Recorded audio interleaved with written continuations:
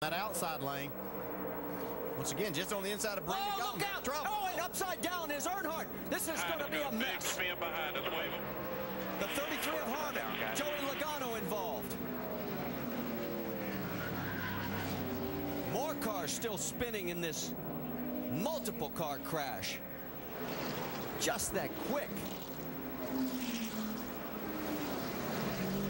Window net is down. Oh man, that car is just destroyed. Boy, it happens fast. Hard to tell exactly what happened right there. Brendan Gaughan involved in it. And we are going to get a red flag situation here. It's Kyle Busch coming down pit road with damage. Yeah, he hit Junior after he'd gotten upside down. Another car that's coming in is the 09 of Scott Riggs. Look at the damage here. There is what's damage on the 33 of Kevin Harvick. So two of the three that have dominated this race the last few years are in some serious trouble. Dale is definitely out. I don't know how bad it is for Harvick right now. There's Brendan climbing out of his car. Mike Wallace coming down pit road destroyed. We'll have to see exactly what happened in this, but as we said, as things start picking up and these guys start getting a little more aggressive with their driving and trying to take advantage of the draft, and these are the kind of things that happen, and they usually happen on the straightaway. Every time it seems like these big wrecks happen on the straightaway. That's a great sign there to see him out of the car. That's a wild ride. And he's just looking at it and saying, trying to figure out what happened. That was a beautiful race car just a few moments ago. Junk now. All right, let's go back, see how this all started.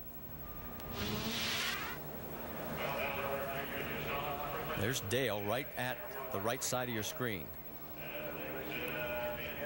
Oh, there's contact behind him between Carl Edwards and Carl Edwards got up into Keselowski. And boy, it just flipped Dale over. And then there's nowhere for these guys to go. That's Kyle Busch. That's the damage he sustained. There's Brendan Gaughan. You got to wonder why Carl Edwards would make a move like that on the straightaway. Kind of made an abrupt move up to the outside lane there. I don't know if he thought he was clear. Yeah, sometimes you're moving over just to get against that car to try to slow that car down, that momentum, to where you can get your line moving a little bit quicker. And maybe he just misjudged that. It has happened before, but that's what these guys are trying to do, is just side draft and slow that car beside them down to where their line will move quicker. Greg Biffle also involved. Let's go on board. This is the view from Junior. That's where he just got turned. When you get hit in the right rear, there's nothing you can do. And, of course, the air automatically gets underneath that car right then. Let's see here. See Carl moving over. Yeah, I think his intentions were just to get over there, but he could see that outside line moving a little bit just to slow them down. And I don't know if Brad came down just a little. Nothing that Brad was doing wrong, but it only takes just a split second of both of these drivers moving in the same direction, and that creates the contact.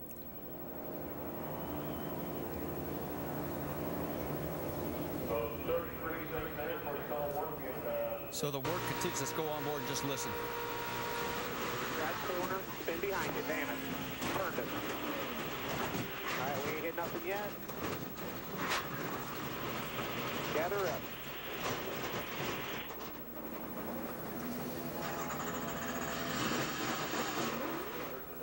It's from high above. Yeah, Carl may have actually been trying to get in the outside lane there. It looked like he thought he might have a hole and was trying to get in that hole before it closed up, but he misjudged the front of his car. You know, we've seen that a number of times down here this week in both the Cup Series and now in this series, to where guys are misjudging just a little bit. And it only takes a little bit. Here it is in real time.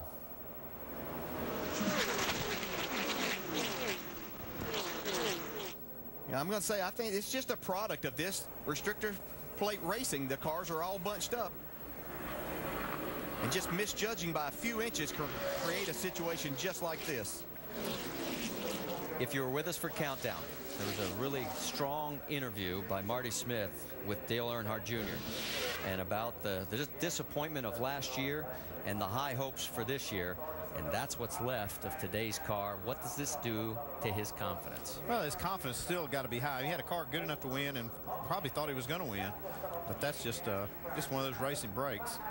Our second 10-car crash, and you can see the list of those that are involved. There's the damage on Kyle's car. And looks like they've got the sledgehammer out trying to get it away from the wheel well. We are under a red flag situation here at Daytona. Stay with us. We'll be right back.